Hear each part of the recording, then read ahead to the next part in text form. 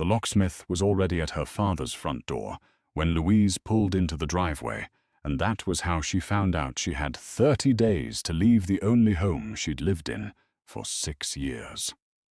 Grant's orders, the man said, not unkindly, holding up the paperwork like it wasn't his fault. House goes on the market end of the month. Estate sale handles the furniture. Louise stood on the porch she'd repainted herself 2 summers ago. The porch she'd wheeled her father's chair across every morning so he could watch the birds argue over the feeder, and understood, all at once, that being handed the yard hadn't been generosity. It had been a way to make sure she had somewhere else to go before anyone had to look her in the eye and say so. She hadn't cried at the will, reading 3 days earlier, sitting between her siblings' good suits in an office that smelled of new carpet and old paper, while Grant collected the trucking fleet and Priscilla collected 2 rental properties and Louise collected 40 acres of rust nobody wanted. Harold Todd had read her name last, the way a teacher reads the name nobody's expecting to be called on. She hadn't argued. She'd watched her brother check his watch and her sister smooth her skirt, and she'd understood, even then, that this was the family's final accounting of her. 30 years, reduced to a line item neither of them thought was worth contesting. She didn't cry now either. She went inside, packed what fit in her truck bed, a coffee maker, 2 boxes of clothes, a framed photo of her mother she'd had to dig out from under a stack of her father's fishing magazines, and left the rest for the estate sale to swallow whole. By the time she pulled onto Route 9, the sky had gone the color of wet concrete, low and close, the kind of afternoon that made the whole county feel smaller. The gate to the yard stuck the way it always had. She put her shoulder into it, same as 100 times before, except this time there was no one waiting inside to tell her she'd taken too long getting there. The trailer smelled like her father's cigarettes. Even though he hadn't smoked in it for years, the scent worked so deep into the paneling, it had become part of the building itself. She sat on the cot in the back room, the one she used to nap on during double shifts, and looked at the ceiling water stain shaped like Florida, and understood this was where she lived now, not temporarily, not until things got sorted. Now. She unpacked slowly that first night, setting her mother's photo on the filing cabinet because there was nowhere else flat enough, and found herself doing the math she'd avoided doing for years. 30 years of Saturdays at the yard, while Grant was sent off to Ohio State, tuition paid in full. 30 years of missed birthdays because a customer needed a part pulled before closing, while Priscilla's wedding got a toast about family and sacrifice that never once looked her way. She'd told herself, back then, that staying was its own kind of reward, that someone had to keep the place running, and it might as well be the daughter, who didn't mind getting her hands dirty. She hadn't let herself notice, not really, how that story had been handed to her, instead of chosen by her. Outside, an owl called from somewhere past the fence line, the sound carrying strange and hollow across all that empty scrap metal.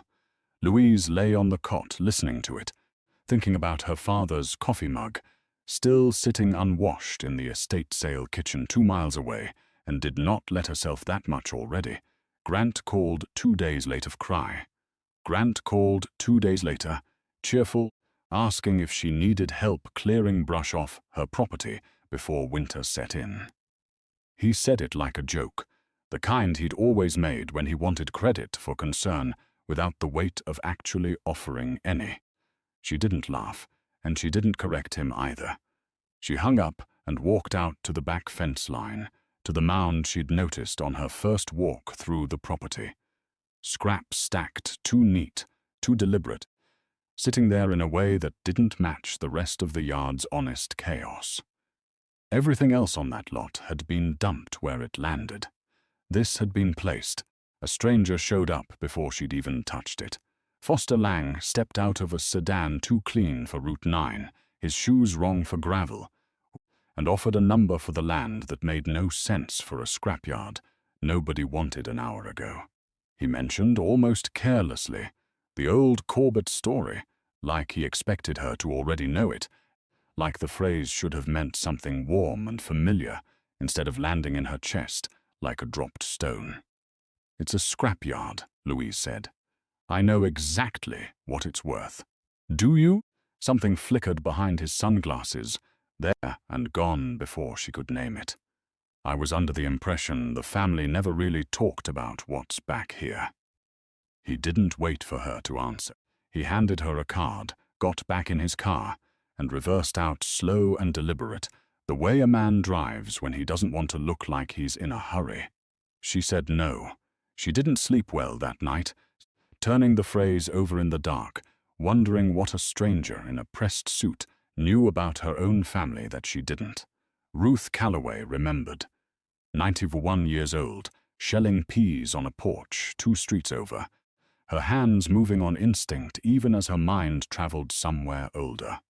She told Louise about 1933, the banks folding overnight, families showing up at Josiah Corbett's trading post with everything they had left in the world, trusting him to hold it somewhere the collapse couldn't reach. He'd kept a strongbox for the ones who didn't trust paper anymore. Then he died sudden heart, they said, and whatever he'd been holding went into the ground with whatever he knew about it. Ruth had gone looking herself once, as a girl, and come home with nothing but a rash from the poison after that. "I might have found something," Louise said. Out past the fence line.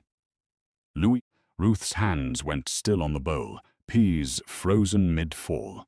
"Or don't, but don't sit on it, girl." Waiting never once made anything easier to carry. She set the bowl of peas down on the porch rail, hands trembling slightly, from age or something closer to hope Louise couldn't tell. "I've waited 70 years to know if that story was true. I'd like to find out before I'm not around to hear it."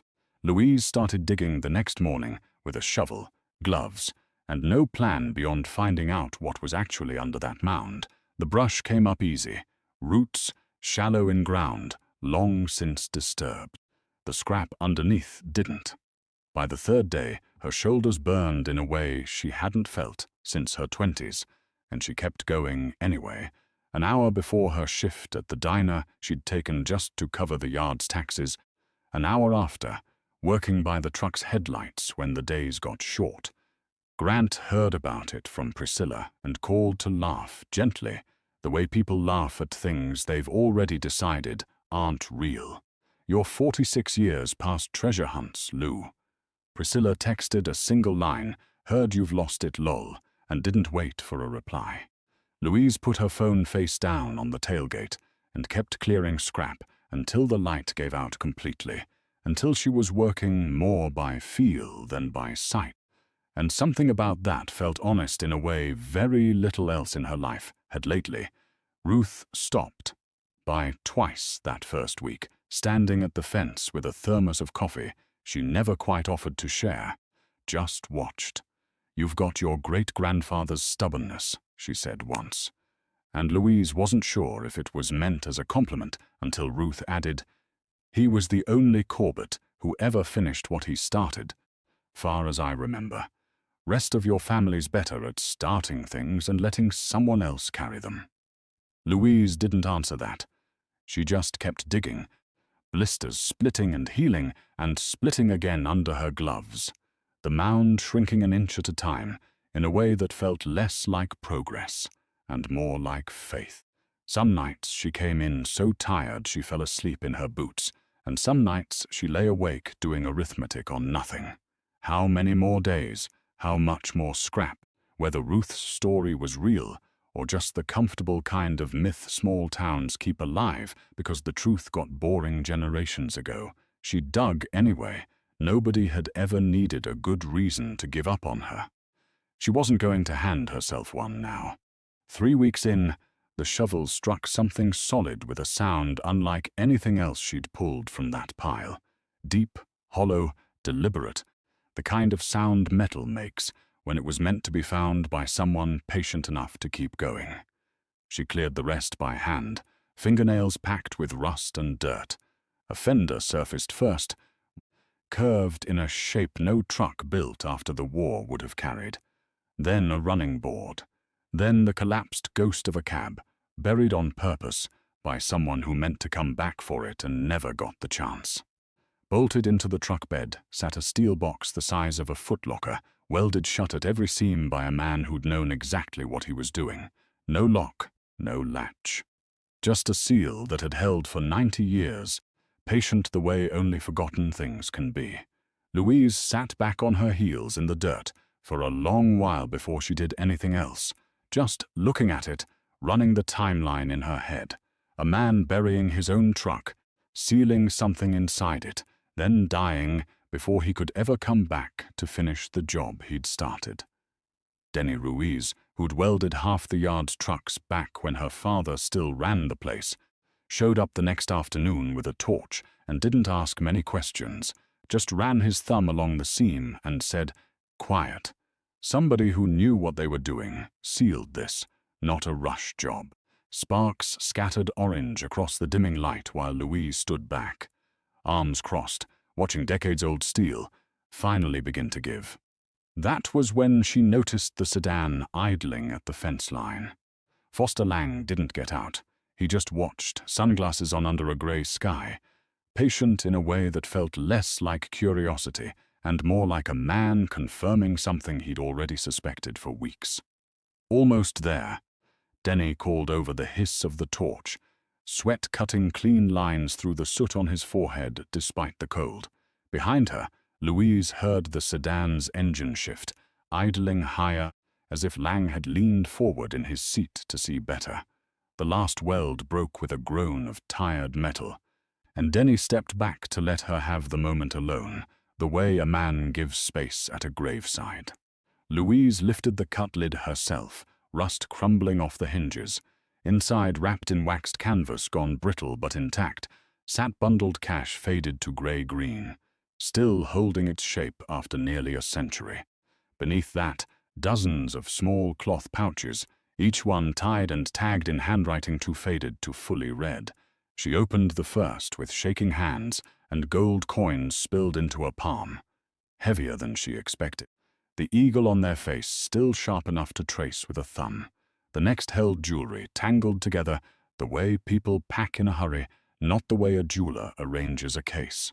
Rings, a fern-shaped brooch gone dull, a pocket watch chain still faintly gold under the grime. The last pouch caught what little sun broke through the clouds and threw it back in hard, cold flashes.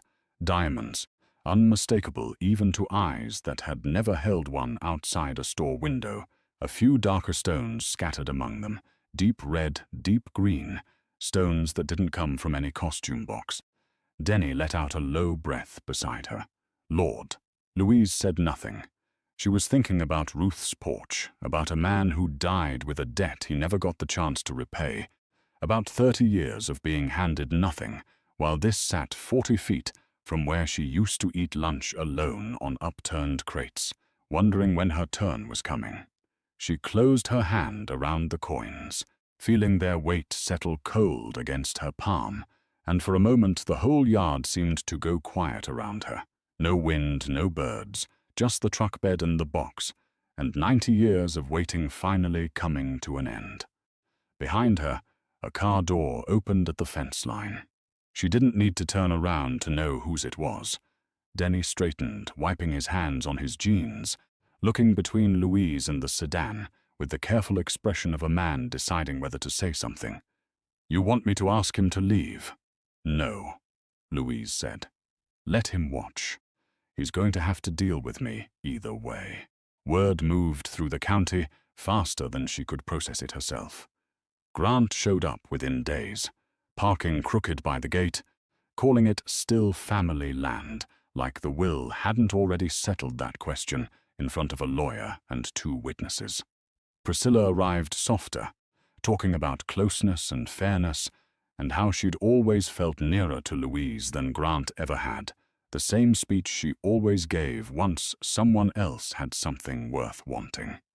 "You didn't come out here once in 30 years, Louise said. Not unkind, just tired. Not for Dad's birthday, not for the roof leak, not for any of it." Priscilla didn't have an answer for that. She left without one, her heels catching in the gravel on the way back to her car, and Louise watched her go without the old ache she used to feel watching her sister leave. Grant came back a second time, this attempt sharper, less friendly. "Dad would want it split fair. Dad gave me this yard because he didn't think there was anything here worth splitting," Louise said. "You can't have it both ways, Grant. Either it was worthless when you signed off on it, or it wasn't. Pick one." He didn't have an answer for that either. He got back in his truck and didn't call again for 2 weeks. Foster Lang came back without the sales pitch this time. His clients, he admitted, were descendants of the families who'd trusted Josiah with their savings in 1933. People with letters, withdrawal records, a real claim to make, not a bluff dressed up in a good suit. That money was never his to leave behind, Lang said, and for the first time since she'd met him, he sounded almost apologetic about it. "Then bring your documentation," Louise said. "I was never planning to hide any of it." She hired her own attorney, not to fight the claim, but to sort it honestly, the way she wished someone had once sorted things for her. Margaret Yun spread copies of the county's old ledgers across her desk, matching names against what Ruth remembered. 7 families, some lines ended decades back, some still very much alive and waiting, including the ones Lang represented. "You could contest all of this," Margaret said, tapping the ledger. "Possession this many decades on carries real weight in court. You'd likely win." "I don't want to win," Louise said. "I want to be able to look at that truck every morning and not feel like I stole something to get it." Margaret studied her a moment, then nodded, and they got to work. Louise set aside a fair portion for every family they could trace, and another portion for the ones they couldn't. Routed quietly to the Historical Society, Ruth had spent her life keeping afloat on bake sale money and stubbornness.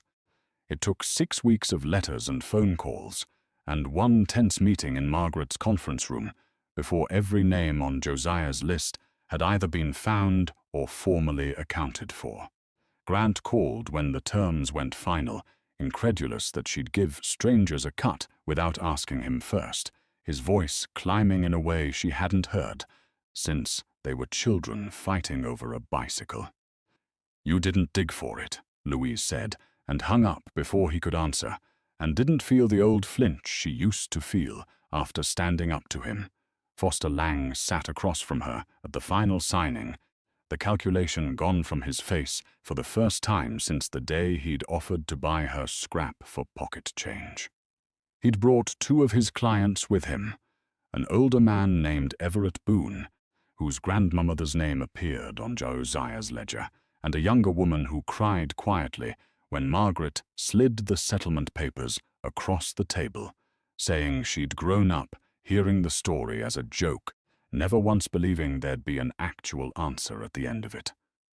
"Most people wouldn't have done it this way," Lang said, watching Louise sign her own copy. "You had every legal right to keep all of it and let us fight you for years. Most people didn't spend 30 years learning what it costs to be left with nothing," she said. "I wasn't handing that down to anyone else, not even strangers." Everett Boone shook her hand on the way out, his grip firm despite his age. "Your great-grandfather would be proud of how this ended," he said. "Bet he worried about it every day he had left." "I like to think he did," Louise said. "I like to think that's why he never spent a cent of it, even when things got hard." By spring, the numbers settled where they settled. After the honest share went out to the families who'd earned it, what remained? The land, the truck, the rest of what Josiah had sealed away and never lived to return. Put Louise's worth well past her siblings' combined inheritance, fleet and rental properties included, more than either of them made in 5 years of the lives they thought had left her behind. She hadn't been given a fortune. She dug one out of the ground with her own 2 hands, on the one piece of land her family had assumed was worth nothing at all, the piece they'd handed her almost as an insult. She kept the truck out restored, cleaned but not restored, the cut steel box still bolted into its bed exactly as Denny had left it. A small plaque beside it listed Josiah's name, and under it, the 7 families he'd carried longer than he ever meant to. The debt finally closed a century late. She'd thought about restoring the truck properly, sanding the rust back to bare metal, and giving it a fresh coat of paint, but decided against it in the end. The rust was part of the story, too. Sanding it away would have felt like erasing the 30 years it took to find it. The trailer got new paint that spring, and a proper roof, and a porch Louise built herself on weekends, wide enough for 2 chairs, even though she mostly only used one. She hired on 2 part-time workers to help run the yard the way it should have been run all along, and found, to her own quiet surprise, that she still loved the work itself. The smell of oil, the satisfaction of a good clean part, pulled from something everyone else had written off as junk. The money hadn't changed that part of her. It had only given her room to do it without resentment underneath. Ruth came out the week the plaque went up, sitting slow and careful on the tailgate beside her, watching the evening settle gold over the yard the way it always did this time of year. "Your great-grandfather would have liked this," she said. Louise didn't correct her. She just thought, quietly, watching the light move across the fender, that it wasn't really about finishing what Josiah started. It was about being the one who stayed long enough and cared enough, you men's, to notice what everyone else had walked straight past for 30 years, and to end up against every expectation her family ever had of her, the richest one among them, sitting on land they'd once told her was worth nothing at all. Grant's fleet and Priscilla's rental properties, combined, didn't come close to what sat quietly settled in Louise's name by the time the lawyers finished their work. Neither of them ever said it out loud, but Louise didn't need them to. She'd stopped needing her family's accounting of her worth the day. She pulled that first fender out of the ground with her own 2 hands. The gate stuck when she opened it that evening. She put her shoulder into it, same as always, and let herself in, not because she had to anymore, but because it was hers, every rusted inch of it, and she'd earned the right to walk through it however she pleased. If Louise's story moved you, tell us below, what would you have done with what she found? Like this video, subscribe for more true-to-life stories of quiet strength, and share this with someone who's ever felt overlooked.